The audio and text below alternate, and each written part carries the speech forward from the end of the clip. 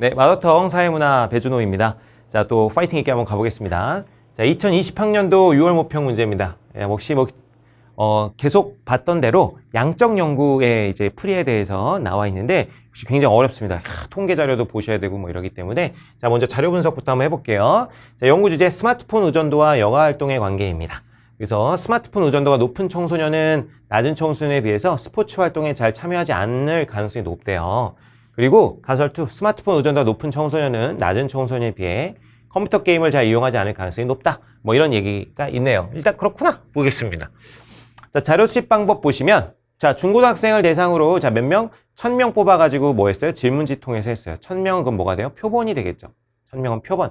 질문지법 썼네요. 그렇구나 하시면 됩니다.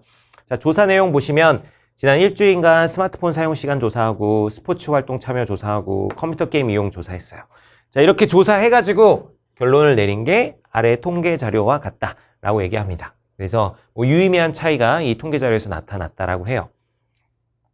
자, 그러면은 제가 항상 말씀드리지만 이 통계 자료 분석하기 이전에 뭐 우리가 할 수 있는 걸 최대한 해놓고 그 후에 통계 자료를 분석하시는 게 좋습니다. 자, 그럼 기억부터 한번 볼게요. 자, 구조화된 도구를 활용하여 자료를 수집하였다. 자, 무슨 자료, 어떻게 자료 수집했어요? 질문지법 썼잖아요. 질문지법. 질문지법은 구조화된 도구라고 볼 수 있겠죠.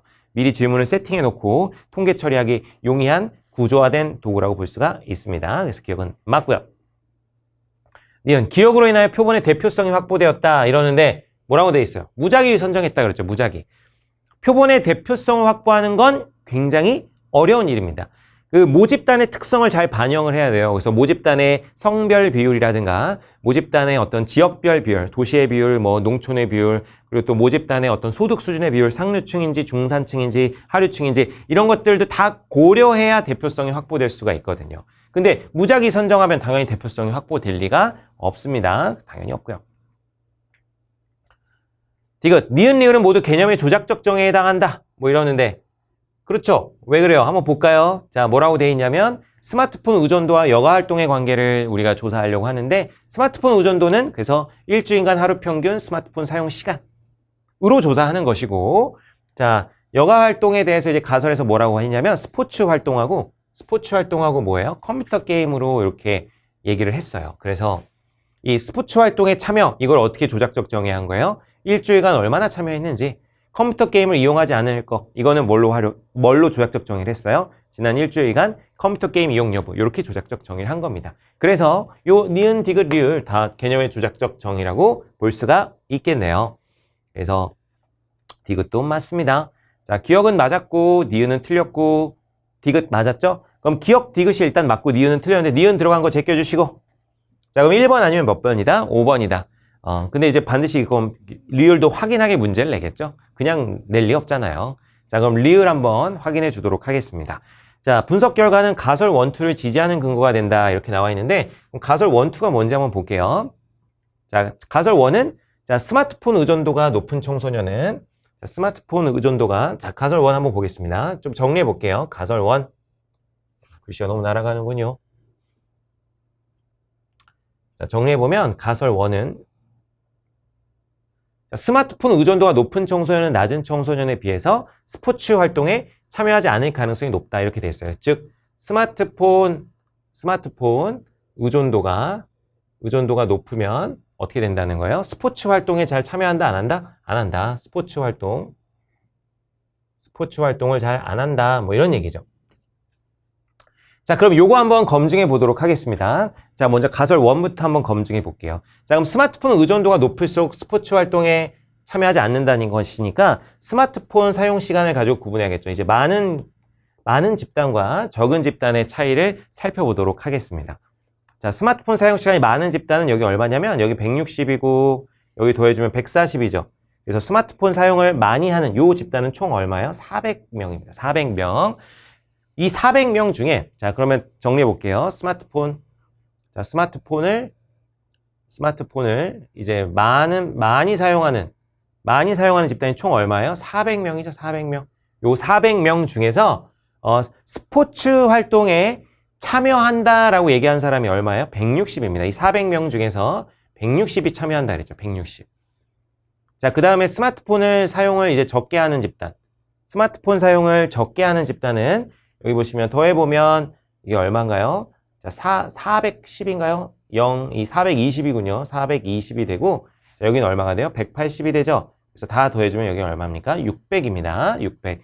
자, 스마트폰을 적게 사용하는 집단은 총 600인데 그 600 중에서 자, 스포츠 활동에 열심히 참여하는 거 얼마예요? 420이네요. 420. 스포츠 활동에 참여하는 사람은 420입니다. 자, 그럼 요거 두 개를 좀 비교해 줄게요.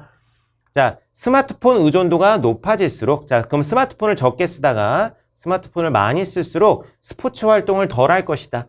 자, 600분의 420이면 절반 이상이었잖아요. 스마트폰 적게 쓰는 사람 중에는 스포츠 활동 참여하는 사람이 절반 이상인데 스마트폰 많이 쓰는 사람은 400명 중에 160명밖에 스포츠 활동에 참여하지 않습니다. 그래서 의존도가 높아졌더니만 스포츠 활동이 어떻게 됐어요? 스포츠 활동이 줄어들었어요. 이해되시죠? 다시 스마트폰 의존도가 높아지니까 스포츠 활동은 600분의 420에서 400분의 160으로 감소, 줄어들었습니다. 그래서 요거는 어떻게 되는 겁니까? 요거는 수용되는 것입니다. 그래서 가설 1은 받아들여진다라고 얘기할 수 있어요. 자, 그러면 가설 2 한번 가보겠습니다. 가설 2. 자, 가설 2는 스마트폰 의존도가 높은 청소년은 낮은 청소년에 비해 컴퓨터 게임을 이용하지 않을 가능성이 높다 이렇게 돼 있어요. 자, 역시 스마트폰 의존도가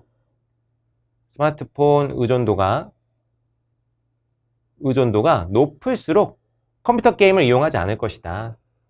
컴퓨터 게임을 안 할 것이다. 컴퓨터 게임을 안 할 것이다. 뭐 이런 얘기입니다. 자, 그럼 또 비교해 보도록 하겠습니다. 스마트폰 많이 쓰는 친구가 있고 많음 또 뭐가 있어요? 스마트폰 적음이 있겠죠? 스마트폰 적게 쓰는. 자, 많이 쓰는 친구, 스마트폰 많이 쓰는 친구 얼마야? 400명이라고 했죠. 400명. 요 400명 중에 자, 컴퓨터 게임을 이용한다고 한 애들은 얼마냐면 여기 96하고 여기 얼마예요? 108이죠. 자, 이 400명 중에 96하고 108이 컴퓨터 게임을 많이 이용합니다. 그래서 400 중에 204가 되겠습니다. 204 컴퓨터 게임을 이용하는 애가. 자, 스마트폰 적게 쓰는 애는 총 얼마였어요? 600이었죠. 600 중에서 컴퓨터 게임을 이용한다고 하는 애는 여기 189랑 72니까 두 개 더해주면 여기 1 되고 8 되니까 260인가요? 260이 되겠습니다. 이렇게. 그죠? 600분의 261이 되겠습니다. 자, 그럼 한번 보세요. 자, 가설이 뭐였죠? 스마트폰 의존도가 뭐 할수록 높아질수록. 자, 그럼 스마트폰을 적게 쓰다가 스마트폰을 적게 쓰는 친구 모집단하고 저희 표본하고 스마트폰을 많이 쓰는 표본하고 이렇게 비교해 줄게요. 자, 그래서 스마트폰 의존도가 높아졌는데 자, 전에는 600분의 261이었어요. 컴퓨터 게임을 이용한다고 응답한 애들이. 그래서 절반이 안 됐습니다.